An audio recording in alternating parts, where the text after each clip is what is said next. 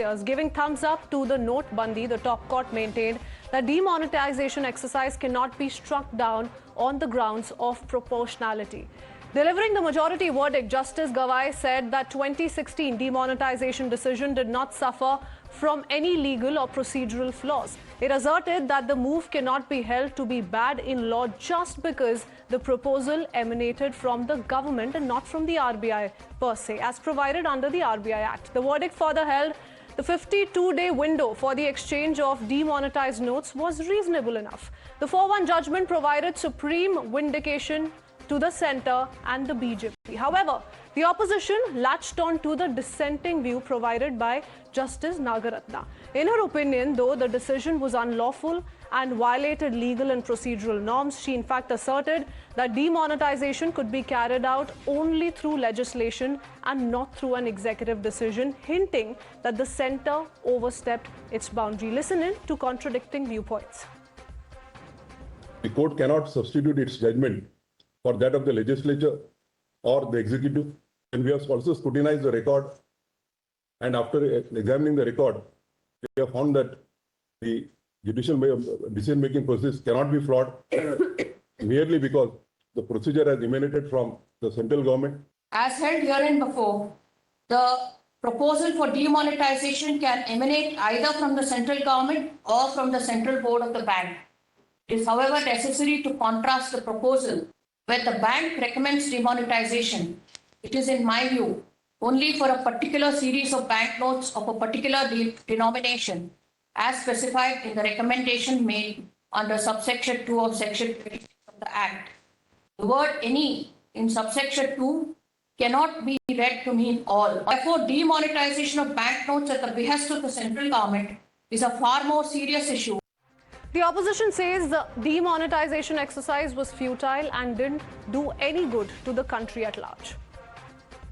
We all have to respect the judgment. That is a different issue.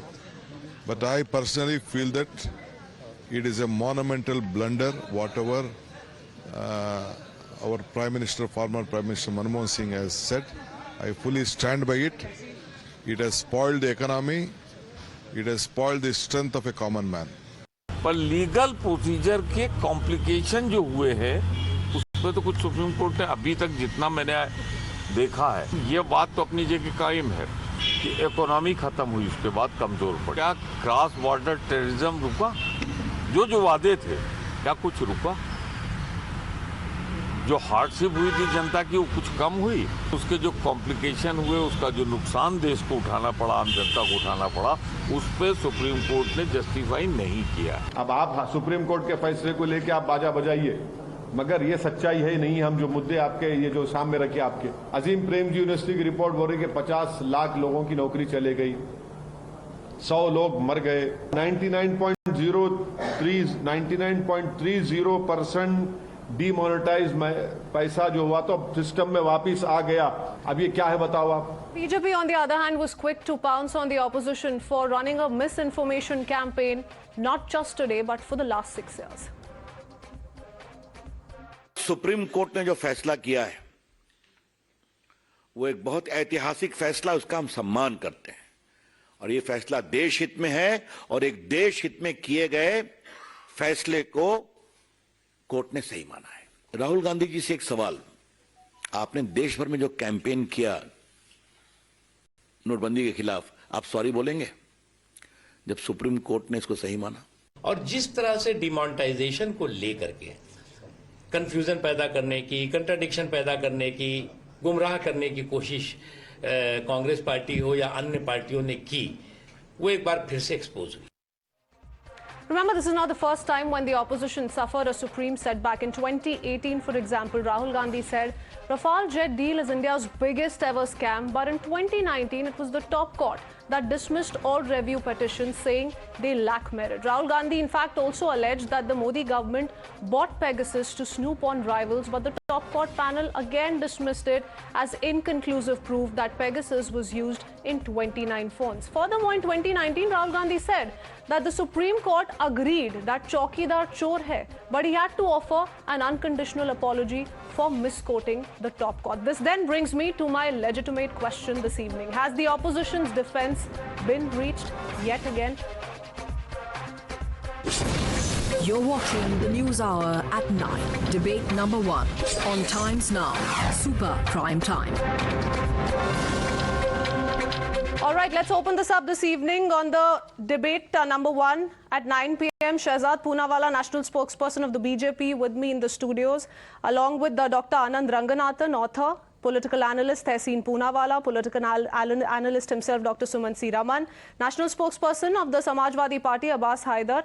But before I take it across to you gentlemen and take in an opposition perspective this evening, I want to quickly go across to former Union Minister Ravi Shankar Prasad, who's joining us this evening. Mr. Ravi Shankar Prasad, shortly after the top court's verdict, you addressed a press conference. Now, you yourself took to Twitter as well to look at this as a big victory for the Modi government. How big a victory do you think this really is? The top court upholding the 2016 decision of demonetization, saying that there's nothing unlawful, there's nothing faulty, and more so, there were consultations that took place before this policy was introduced. First of all, you must recognize the majority judgment of 4 honorable judges have clearly stated that the objective of this policy had a clear goal containing terror funding, circulation of fake currency and black money. The process, the decision-making process was clearly okay. There was consultation with the Reserve Bank of India. There is no violation of any constitutional provision, and also of the Reserve Bank of India 26(2). The dissenting judge, honorable single judge, has also noted that the objective of the policy was well intentioned.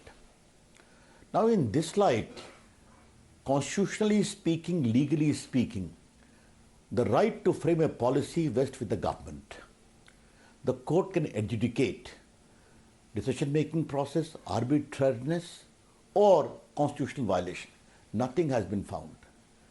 A whole campaign was unleashed in the entire country by Rahul Gandhi and his cohorts against this.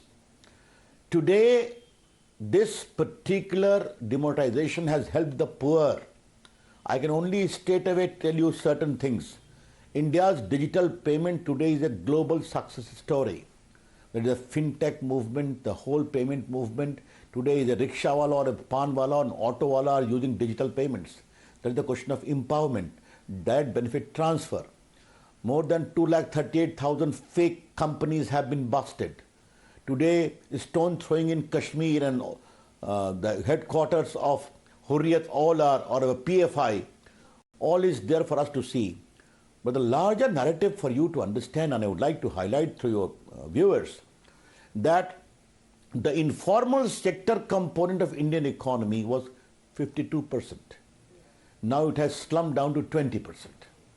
Therefore, on all the parameters, the benefit we are clearly able to see, it is visible as to how it has impacted.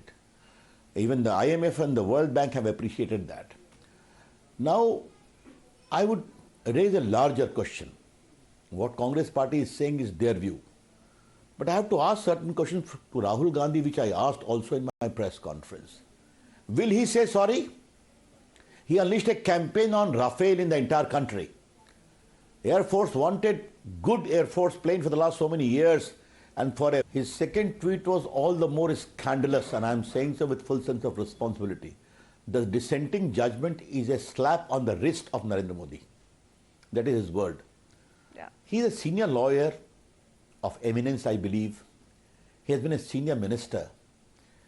Will he reduce his political dialogue to this level?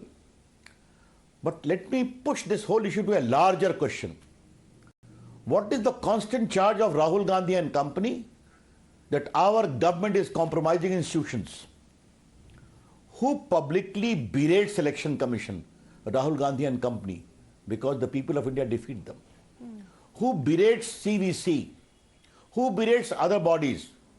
And Rahul Gandhi and company also indirectly also try to put comments on the judiciary. so eloquently espoused by his friend Mr. Chidambaram. Okay. So Who calls the media as Godi media repeatedly? Therefore, reluctance to accept a 4 judges unanimous judgment out of 5 is not palatable to them. Now, what else can I tell you?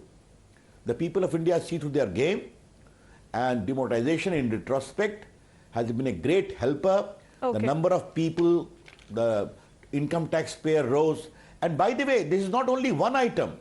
The Undisclosed Income Act, which was passed in 2015, the Benami Act amendment, which was done subsequently, the Money Laundering Act amendment, which was done subsequently. Just to tell you very briefly, because of 2015 Act, 65,000 crores of undeclared money of foreign and others was disclosed and tax paid. Well, interestingly, Mr. Prasad, the courts today, the top court today has not gone into the merits of whether or not this policy was a success. It's only touched upon the legal aspects of the same. So I want to first up understand from you, A, your opinion on the dissenting justice's view, and B, isn't that question still relevant and something that is perhaps going to be thrown at the BJP again and again on, for example, how unemployment did go up in 2016, 2017, it did hit an all-time high of 6.1%. Let me put it differently. First of all, the right to frame a policy is the right of the government of the day, the center or state. That law is well settled. Okay? The court do not initiate policy, the court do not frame policy. When a challenge is made to a policy or a law, the court only examines 3-4 things. A, does it violate any mandate of the Constitution? Is it patently arbitrary? Does it have any rational basis to the objectives sought to be achieved? And whether the decision-making process is fair or not. Upon the court insistence, the government of India gave all the files. Reserve Bank also defended the decision, there was consultation. Then the court came to the conclusion that the government has got the right to have its policy. We have examined the decision-making process. It is fair, just and reasonable, and the objective is also fair. As far as the debate part is concerned, why today? How many debates have happened in the Lok Sabha and Raj Sabha on demonetization? Himself initiated the debate or not? So I know hundreds of questions have been asked in the last so many years in both the houses, and repeatedly replies have been given or not, will continue to be given, because the entire implication, consequence of a policy, accountability is in the domain of Parliament. And there we have successfully stated that as to how it has happened. Okay. As far as only one question on the question of this unemployment part is concerned, how many startup movement has picked up in India? Today in your sister publication, Economic Times, there is a headline news.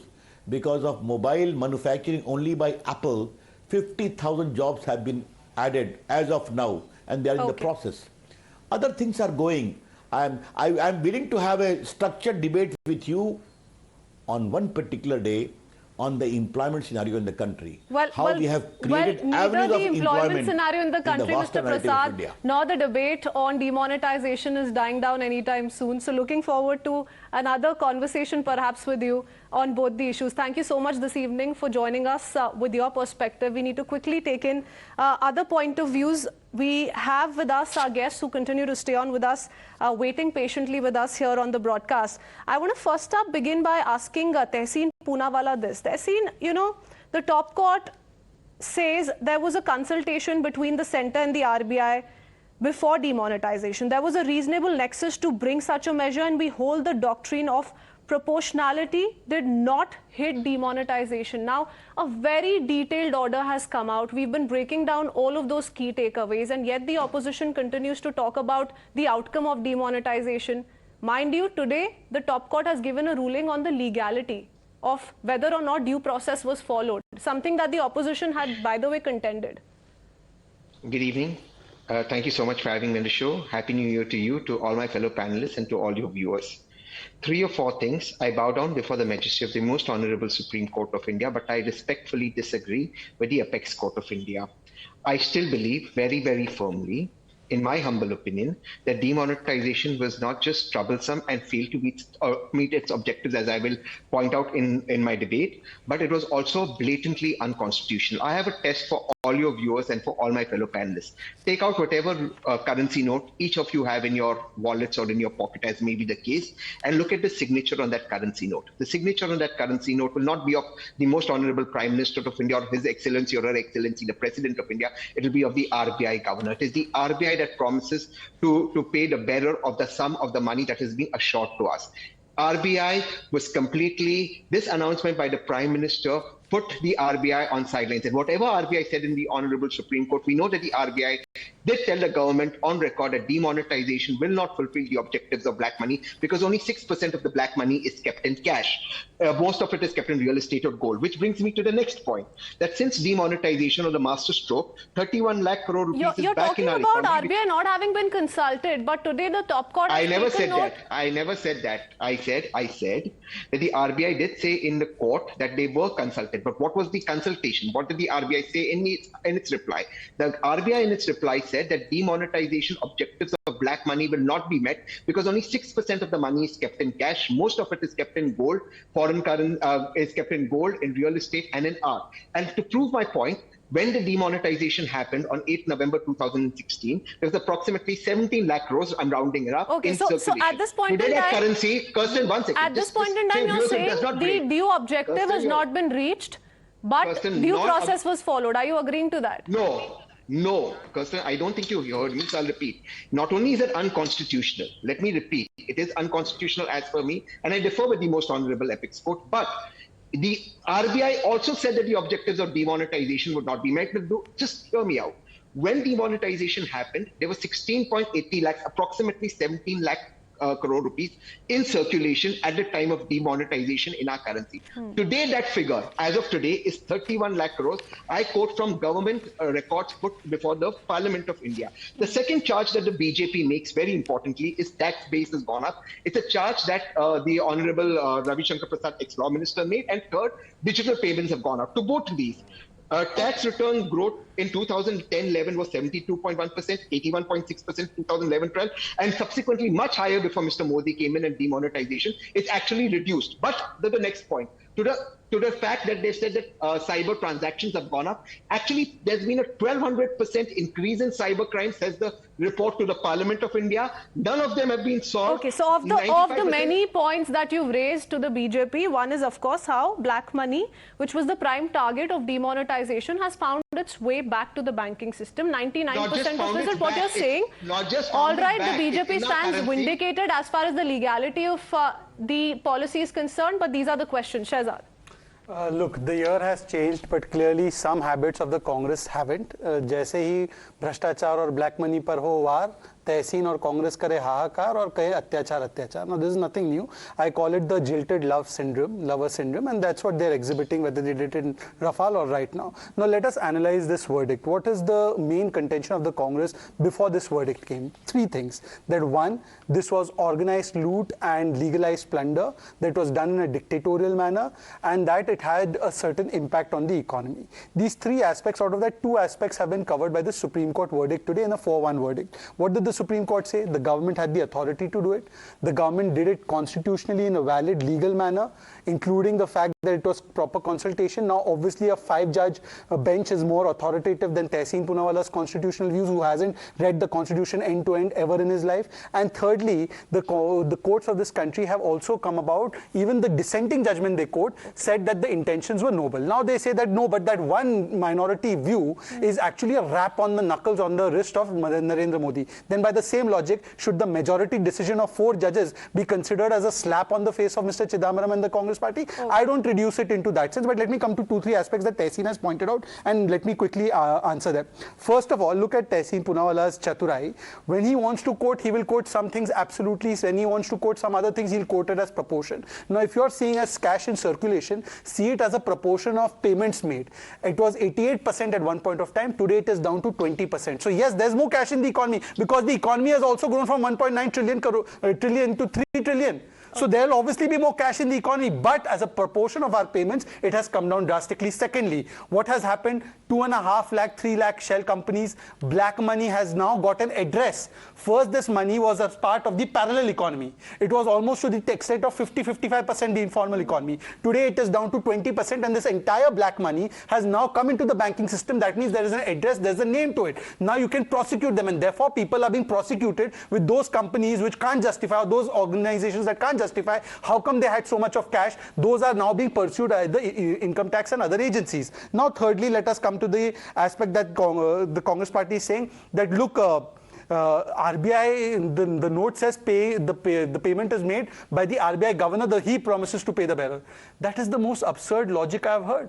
The government is also run in the name of the president, but does not mean that the entire scheme is to be presumed that only the president takes the decision. Governments have done demonetization. It has not been the first time this demonetization was done. Notebandi was done even before. But what is constant is that Congress always has a problem whenever any move is taken against black money, any movement is taken against corruption. And last point. That's the problem. And the last point. Oh, I'll come on this legislation. Tehseen, just give me 20 seconds more. Please don't interrupt. Now 1 second. Kritsween, can I just complete my point? Yeah. Look, you come in, but let me complete my say. That's the more courteous thing to do. Now, two things. Whether it is effective, how effective, when you appeal against the imposition of Article 356 in a wrongful manner, the court anyways doesn't decide on whether the government is good or bad. It decides on whether Article 356 has been imposed legally or not. That's what the court did today, whatever was in its jurisdiction. As far as the wisdom of the decision, that has been adjudicated by the court of the people. In 2017, you made this your main issue in Gujarat and in Uttar Pradesh. In 2019, you made it as a main political plank. And there too, you got a response from the people. So the court of people, the court of experts and the court of law, all three have rejected your contentions. Today you still cry the same thing as you cried in many cases, including 2002, including Justice Loya issue, including Rafale issue. So therefore it seems that some people keep Parivar Tantra above. Is it not to be left to the people? Are people not to decide? Is it just the Congress party that decides which policy will go in the favor of the countrymen today? That's the counter coming in from Shehzad. But I want to quickly bring in Dr. Suman C. Raman as well. Hold on, Tehseen. We have limited time and we really want to take in a perspective from everybody who's taken out time today. So 1 second, hold on. I'll come back to you, Tehseen. Hold on. I want to quote and put this in perspective before I go across to Suman C. Raman. And I want to limit my debate to the legality aspect, because let's not forget that the Congress party had contended this very aspect as well. Yes, you've been speaking of the outcomes of demonetization, but the Congress has not been very happy about how this policy was introduced. So let's also stick to what has happened in the court today. Tehseen, 1 second, hold on. I will come back to you. Let me quickly take in a word from Dr. Suman C. Raman. He also has an opinion to share. Dr. Suman C. Raman, would the opposition concede that today's verdict settles the question of legality around the move once and for all? Proof that if ever that was required, that there was some attempt to not necessarily come clean on the whole issue. Very sadly, and this is a tragedy, the Honorable Supreme Court accepted this record on the last day of hearing in a sealed cover. That never was given to Mr. Chidambaram or to any of the others for being used in their arguments. The only data we know is whatever may have been quoted in the judgment. Now, whether it is the full minutes, how many people were present at that meeting, what was the discussions and deliberations, because this was something which happened a few hours prior to the announcement. So I think that itself, more than anything else, the fact that you are not willing to put, that the RBI is not willing to put that minutes of a crucial meeting before the country, itself tells you all that you need to know. And the sadder part is that the court did not insist that this be put out in the public domain. This is not a state secret. This is not about the defense of the country. So I don't know why up until now, the opposition parties were not convinced about whether or not due deliberation has taken place, and consultations have happened on both the sides. So up until now, that was a contention, and now suddenly the opposition parties want to get into the details of the minutes. It has not come out. I'll quote this to you. The court has detailed the fact that there were consultations before the decision was taken. And direct counter to those who say this was all arbitrary and without What consultation were is this. the minutes of that meeting? All right, we Why have does it need a pursued, seal says cover? the court, Why does the it need a minutes seal of cover? Is it a matter of 561st international security of the 561st country? meeting of the Central Board of Directors of RBI held on 8th November why does it need 2016. to be in a The seal said cover? minutes would show the communication dated 7th November 2016 was placed before the Central Board by Deputy Governor. Minutes? An elaborate discussion took place on the said Where are the proposal. minutes? All right, Dr. Ranganathan, where are the minutes? Don't you think there is a certain amount of secrecy that comes in when it comes to policies of this nature? Good evening, Ms. Walia, and good evening to my fellow panelists. I've been waiting for almost half an hour. I did not utter a word to interrupt anyone. Can I please have 2.5 minutes? Go ahead, Dr. Ranganathan. Thank you. Thank you very much. Ms. Walia, there are two issues here. Number one, whether demonetization as a government decision was valid, and two, whether demonetization as a government decision was good. So on one, the Supreme Court has ruled that yes, it was valid, and to be sure, it should always have been the case anyway. It was a little strange to begin with to see the Supreme Court deliberating on what is in the domain of legislature and the government. So I agree with the Supreme Court on its verdict, and I congratulate it. On two, I have always been of the belief that demonetization was independent India's greatest economic and social disaster. None of the objectives it meant to realize were realized. And everything that resulted from it would have resulted using nudge economics during a normal course of a nation's path to development, including more people in tax net and higher digital payment figures. Our tax to GDP ratio is 16%, still what it was before demonetization. 5 million lost their jobs. Fake currency RBI detected turned out to be 0.0002% of the total. Our cash to GDP ratio is now 14% more than pre-demonetization level. Our currency in circulation is now 31 lakh crore, 71% higher than on the day Modi declared demonetization. And as TMC leaders will vouch, it is easier to stock black money now as we have an even higher denomination share of 502,000 currency notes together account for 85% of the total value of banknote in circulation. But Ms. Walia, what was most painful to watch during demonetization was the untold sufferings of millions of poor Indians, and they were made to suffer by rich Indians, intellectuals and academics and bureaucrats and sycophants fed on sepia-tinted notions that honesty and prosperity can be bought by only nanny state.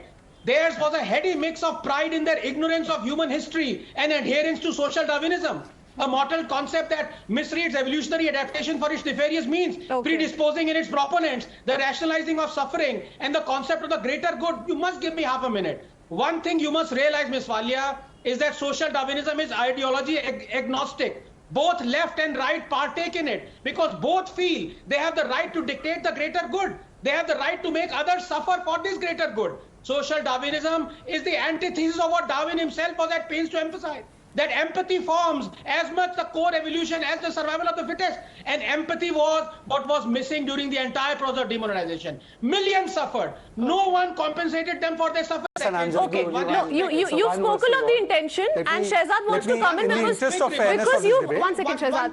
Dr. Ranganathan has spoken of how whatever said and done, despite the legality aspect of it, there was a lot of inconvenience caused to the people, and none of us can deny that. Remember how people were queuing up outside the bank for hours altogether, ending up losing their money. We can't deny that either. With all due respect and with all humility to Anand Ranganathan, how much inconvenience or convenience was caused to the larger mass of people will be decided in a court of public opinion, which is the barometer of which is an election, not about Anand Ranganathan's 2-minute prescription to the nation. I mean, with all due humility and all due respect to him. So Anand Ranganathan may have a view, like Tehseen Poonawalla has a view, like Sumansi Raman has a view. Some are views because they hate Narendra Modi. Some are views because they feel in a certain way about a policy. I respect both sides. But having said that, the larger public view on that will be decided on an electorate. Had Rahul Gandhi not made this a political issue had the Congress party not made an electoral issue, and it was decided in the court of the people. Secondly, let me correct Anand Ranganathan. The average growth of the tax base before demonetization was about 6 to 6.5%. It bumped up and jumped up to almost 18, 22, 25% each year after that, and that's not what I am saying. The RBI Monitoring Policy Committee's member has come on record and said that tax buoyancy and increase in that was contributed by the demonetization. Secondly, terrorism. Terrorism has come down, even if you see anecdotally or if you see figures. If you see the figures just in Jammu Kashmir, and I know some people say, oh, but there has been a terror attack there.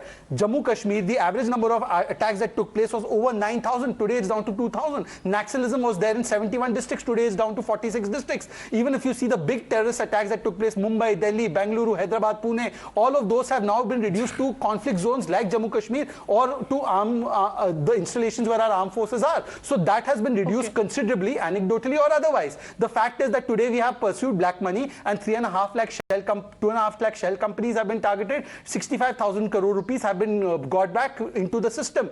There is also a fact that all of this money, which was first part of the informal economy, has now come back into the economy, and you have a name and address to go and pursue those who have now disclosed it, and it goes beyond their incomes. So the fact is that this demonetization has had an impact. It has made our economy more formal. It has boosted digital transactions. Digital transactions were just to the tune of 6,900 crores in 2011-2012. Today it's 12 lakh crores. Okay, so effective measure for combating black money, fake money, terror funding, tax evasion, and all of that cannot be ignored, says Shehzad Poonawalla. And Abbas Haider has been waiting patiently. Gentlemen, hold on. We have limited time. Mr. Haider, you know, the Samajwadi Party is not of any different opinion than the Congress party. Just like Rahul Gandhi has been calling this policy a scam, the Samajwadi Party has been saying that this policy has done no good to the countrymen, to the country at large. But today my question is that despite all of those allegations being leveled by the Congress party, by the Samajwadi Party, also saying that the Prime Minister has solely taken this decision. He did not consult anybody, none of the stakeholders were on board when this policy was introduced. Now that the court has admitted to the fact that a discussion took place between the RBI and the centre is well within its right to bring in a policy of this nature, what would you say? But we won't tell you what they said. Exactly. See, court has decided, if you not interrupt me, court has decided that Article 26 subsection 2 was not violated by the government, in which 4 judges have said that yes, this section was not violated, and one of the honorable judge has said that it was illegally done. Now, the court has not said that the decision was good or bad. In reality, if I remember correctly, our Prime Minister, Honorable Prime Minister, said that, you know, this money, black money, which is hoarded by black marketeers, will become worthless piece of paper.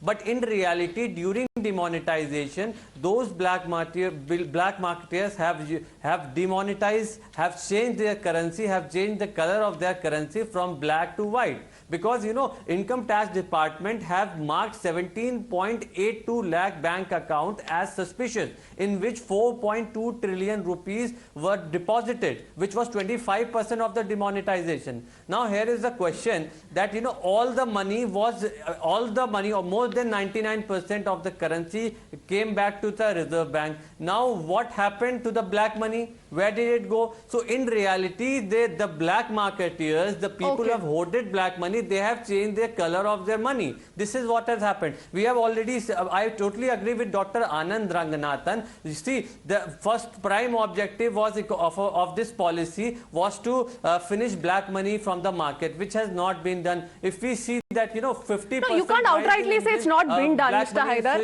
You can't question it hasn't been done.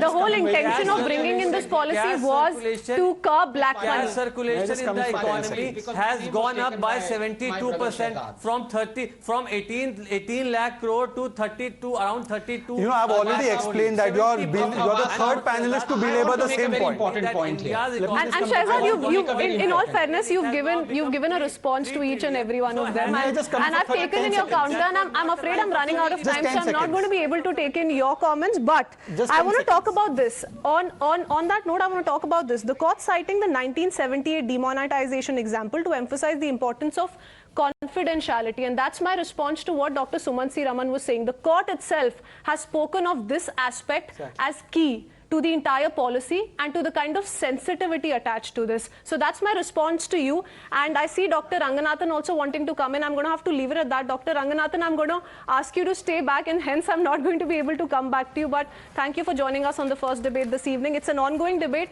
a controversy that's not dying down anytime soon. We shift our focus to the next big debate this evening. Ladies and gentlemen,